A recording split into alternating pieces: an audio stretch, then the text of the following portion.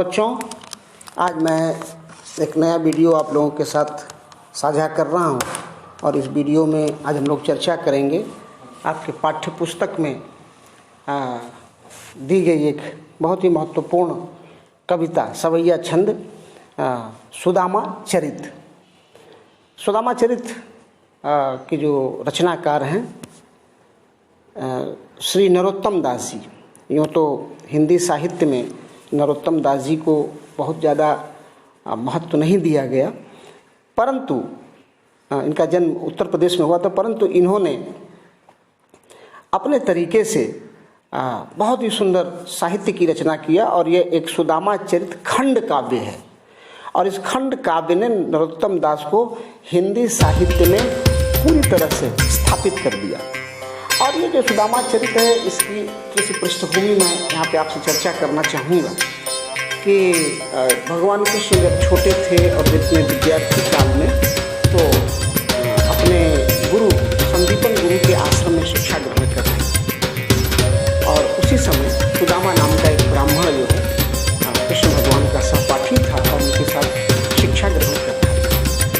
एक दिन गुरु माता ने कृष्ण और सुदामा को यह कार्य दिया कि जलावन के लिए लकड़ी नहीं है और दोनों कृष्ण और सुदामा तुम लोग जंगल में जाओ और थोड़ी लकड़ियाँ काट करके जलावन के लिए ले आओ।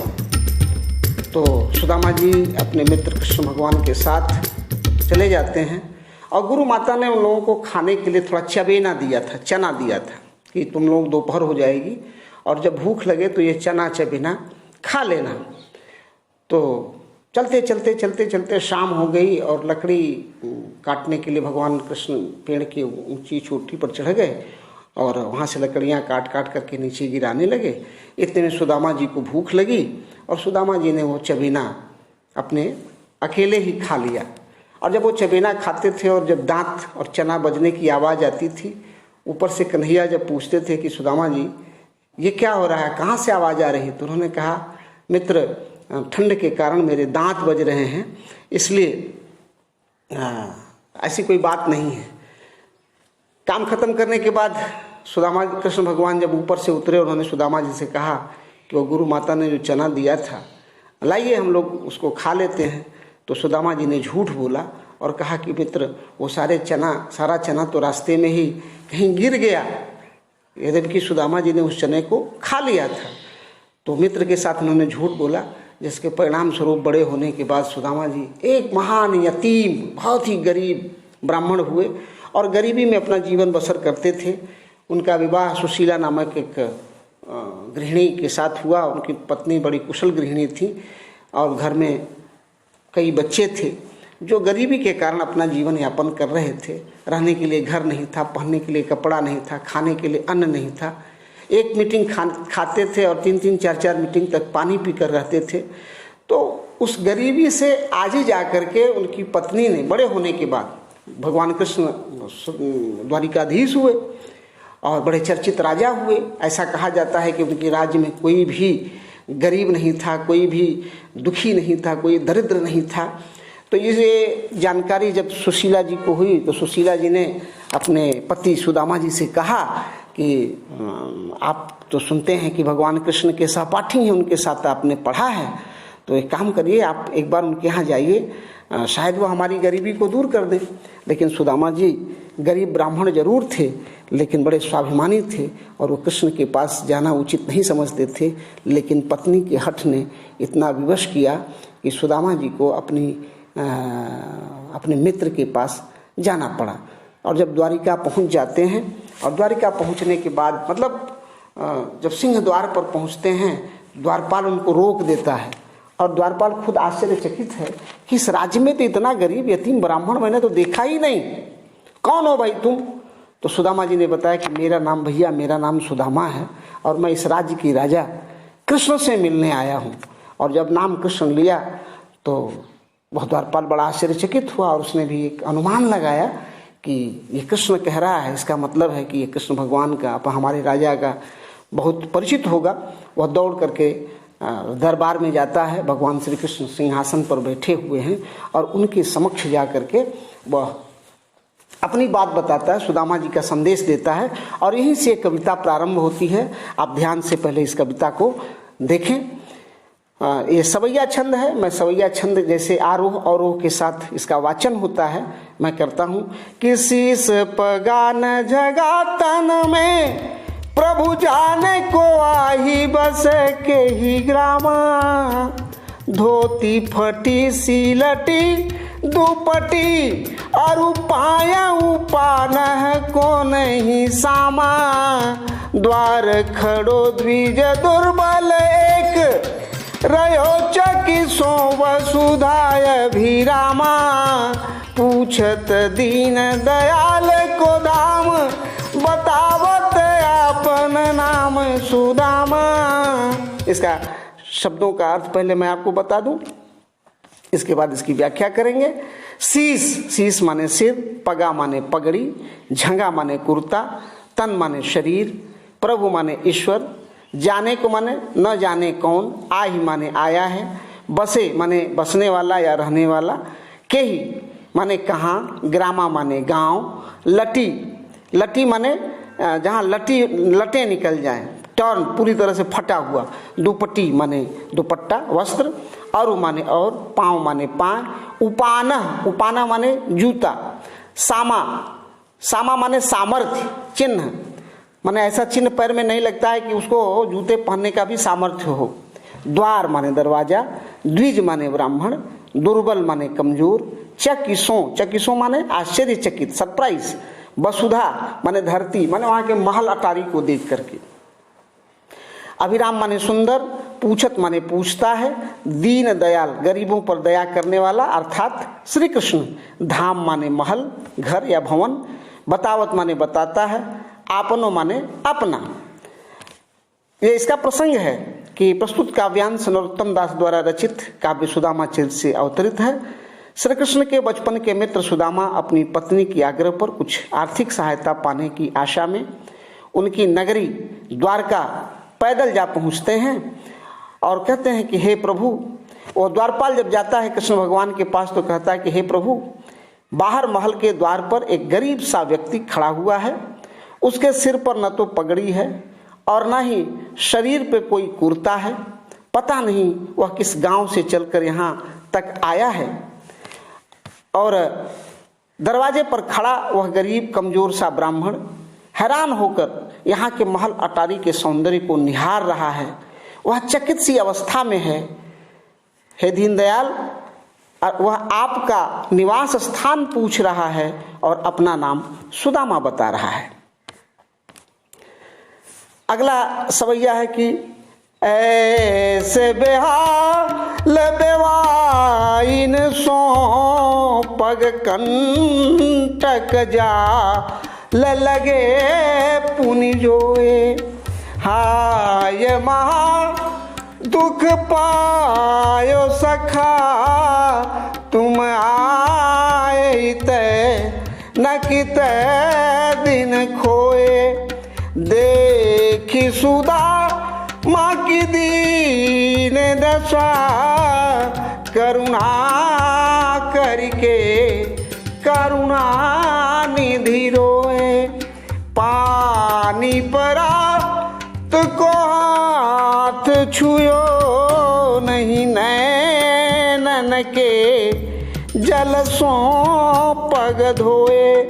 बेहाल, बेहाल माने बुरी स्थिति, बेवाइन माने फटी हुई एड़ियां, पग माने पैर, कंटक माने कांटे, जाल माने जाल बुन जाना, पुनि माने बार बार, जोए माने देखना, महादुख बहुत बड़ा दुख, पायो माने पाया या मिला, सखा माने मित्र, इतय माने यहाँ, कितय माने कहाँ, दीन माने गरीब, दशा हालत, करुणा माने दया, करके माने करने वाले, करुणा निधि दया करने वाले। परात माने एक बड़ा सा गांव में जो पानी जिसमें रखा जाता है, इसमें पैर वगैरह धोया जाता है। छुयो नहीं, छुआ भी नहीं। नैनन माने आंखें, सो माने से। प्रसंग प्रस्तुत सवैया नरोत्तम दास द्वारा रचित सुदामा चरित से अवतरित है।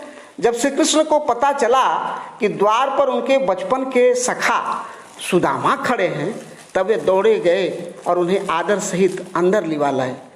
कृष्ण अपने मित्र सुदामा की दुर्दशा देखकर बहुत दुखी हुए और उन्होंने कहा, श्री कृष्ण ने सुदामा के पैरों की ओर नजर डाली तो देखा कि उनके पैरों में कांटों का जाल बना हुआ है। सुदामा नंगे पैर थे, उनके पैरों में बेवाइयां फटी हुई थीं, उनका हाल बेहाल था।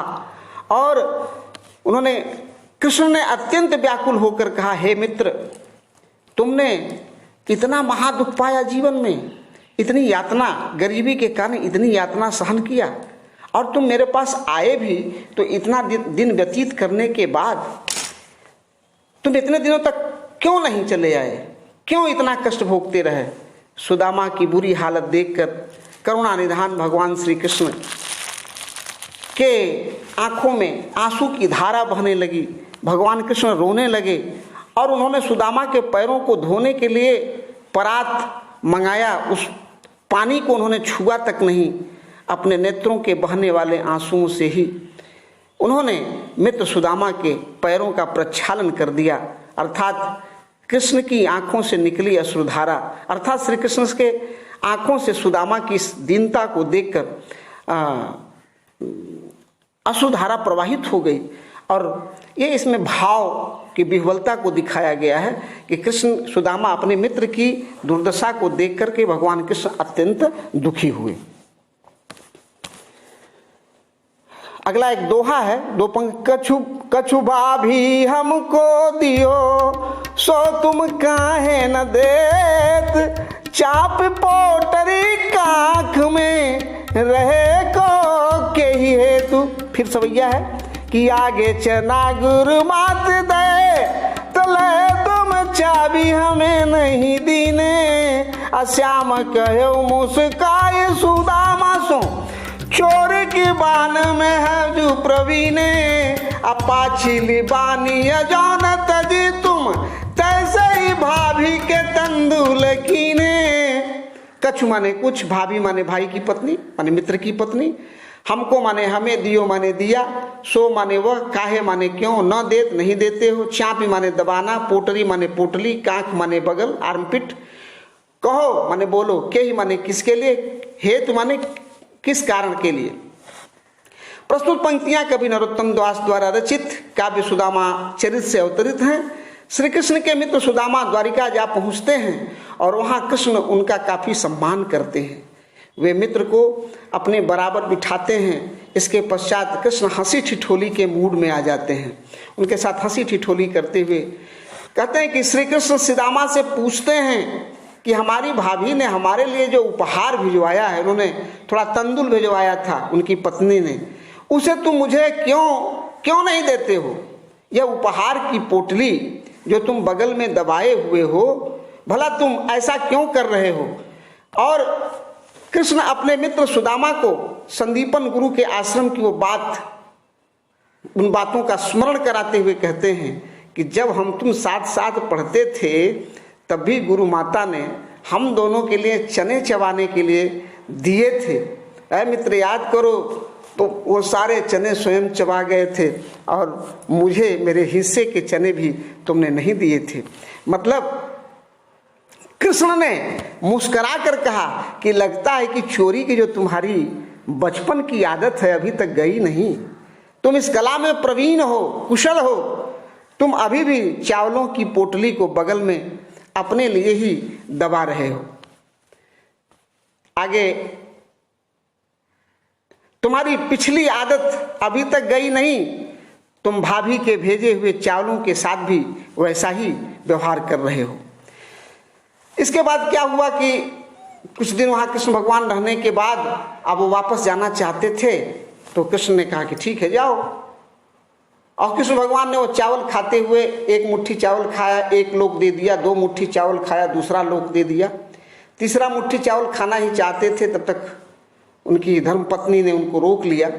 और कृष्ण ने, सुदामा जी ने सोचा कि यार हमको तो कुछ मिला ही नहीं, जबकि परोक्ष में उन्होंने उनको 2 लोकों का राज्य दे दिया था। अब सुदामा जी ने कृष्ण के सामने प्रस्ताव रखा कि अब मैं जाना चाहता हूँ। तो बोले कि जाओ। तो उनको ये लगा कि अरे यार ये तो हमें कुछ उन्होंने दिया भी नहीं और मैं जाने के लिए कह रहा हूँ, तो कह रहे हैं जाओ।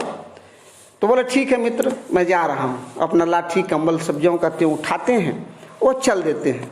और चलते हुए रास्ते में ये सोचते जा रहे हैं, और जो सोचते जा रहे हैं उसको नरोत्तम दास जी ने बड़े बारीकी से लिखा कि वह पुलकनी, वह उठ मिलन, वह आदर की बात, वह पटवनी गोपाल की कछु न जानी जात।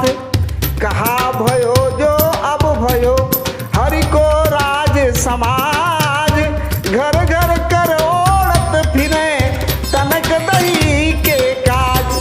हाँ आवत नाही हूँ तो वाही पठयो ठेली, अब कहियो समझाई के बहुधन दरो सकेली।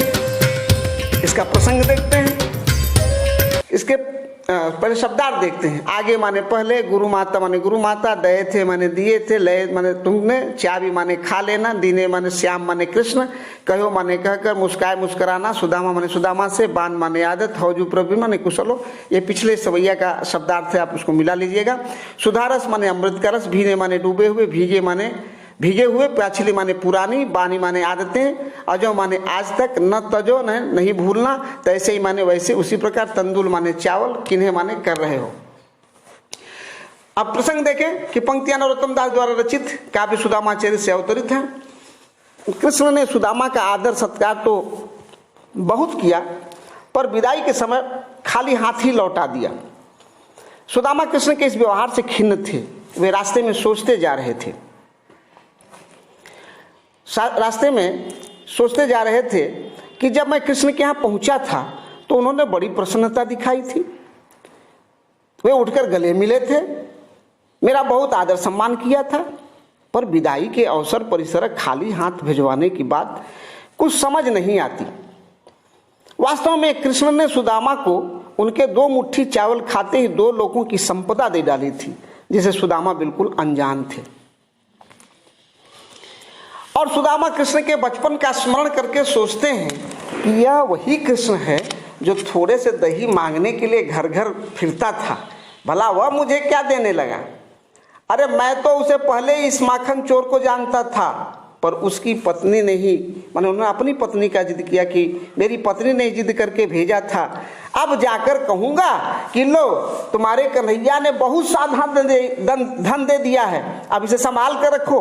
वास्तव में सुदामा बहुत खिन्न थे, क्योंकि वे आना नहीं चाहते थे।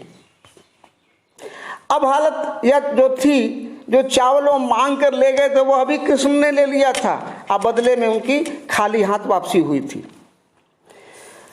अगला सवैया देखें कि वैसे ही राज समाज बने गजबाज घने, मन संभ्रम छायो अकैदों पर कहूँ मार्ग भूल के, फेर के मैं अब द्वारिका आयो। भवन बिलो की बेको मन लोचत, सोचत ही सब गाँव मझायो। पूछत पाणे फिर सब सो पर, झोपड़ी को कहूँ खोज न पायो। और प्रस्तुत सवैया कवि नरोत्तम दास द्वारा रचित काव्य सुदामा से अवतरित है। अपने मित्र कृष्ण से भेंट करके सुदामा खाली हाथ अपने गांव लौट आते हैं। कृष्ण को प्रत्यक्षतः सुदामा को कुछ नहीं दिया, पर वास्तव में उन्होंने सुदामा को अपार संपदा दे दी थी, जिसे देखकर सुदामा जी चकरा गए। सुदामा ने अपने गांव में जाकर देखा कि वहां द्वारिका जैसा ही ठाट बाट है, वैसा ही राज समाज है। वहां उसी प्रकार के हाथी घोड़े थे जैसे द्वारिका में थे।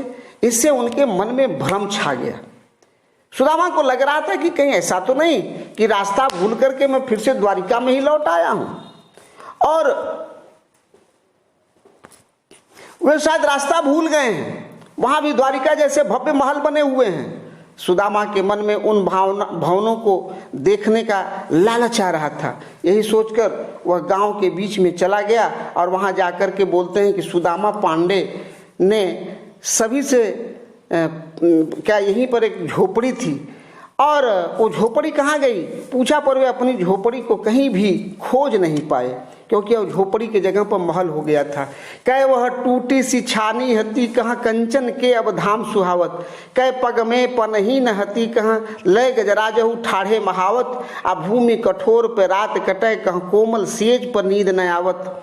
कै जुरतो नहीं कोदों सवा, कह प्रभु के प्रताप से दाख न भावते। अंतिम सवैया है, इसको ध्यान से देखिए। वैसे ही माने वैसा ही, राज समाज माने पूरा गांव, गज माने हाथी, बाजी माने घोड़ा, घने माने बहुत ज्यादा, मन माने हृदय, संभ्रम माने भ्रमित, छायो माने छा जाना, कैदों माने या तो हो सकता है, पर्यो माने पड़ गया हूँ, कहूँ माने किसी कोई, मार्ग भूल माने रास्ता भूलना, फेर कै माने फिर से क्या, द्वारिका आया माने द्वारका आ गया, भवन माने भवन, बिलोकी में माने देखने हेतु, मन लोचत मन ललचाता है, अब सोचत ही अब सोचता हूँ, गांव मझायो माने पूरे गांव में ढूंढा, पूछत माने पूछते हैं, पाड़े माने स्वयं सुदामा जी, सब सो माने सभी से, झोपड़ी माने झोपड़ी को, कहूँ माने कहीं भी, खोज न पायो खोज न सका। और प्रस्तुत सवैया कवि नरोत्तम द्वारा रचित काव्य सुदामाचरित से लिया गया है और कृष्ण की कृपा से सुदामा की गरीबी मिट गई। अब उन्हें खाने पीने रहने की सुविधाएं भरपूर मात्रा में होने लगी। उनकी परिवर्तित दशा का वर्णन इस सवैये में हुआ है। कवि बताते हैं कि कहाँ पहले तो सुदामा के पैरों में जूतियां तक नहीं होती थीं और कहाँ अब उनके महल के द्वार पर महावत के साथ हाथी घोड़े खड़े रहते हैं, अर्थात सवारी के साधन उपलब्ध हैं, पैदल चलना ही नहीं पड़ता और कहाँ उनको कठोर जमीन पर सोना पड़ता था, रात काटना पड़ता था, अब कोमल सेज पर भी उनको नींद नहीं आती है।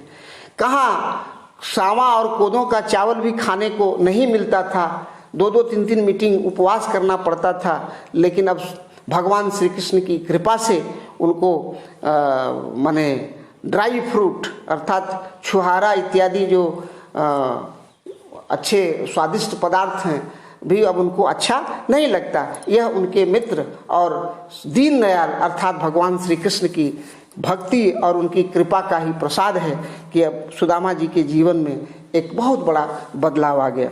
इस प्रकार से मैंने एक व्याख्या क्लास ऑनलाइन क्लास के अतिरिक्त ये पूरे कविता की व्याख्या करके आपके पास भेज दिया है। आप इनको अपने नोटबुक में उतार लें। इसके बाद मैं अभ्यास के प्रश्न आपको भेजूंगा और जब तक आप कंप्लीट नहीं करेंगे तब तक यह नहीं माना जाएगा कि आपका पाठ कंप्लीट हो गया है।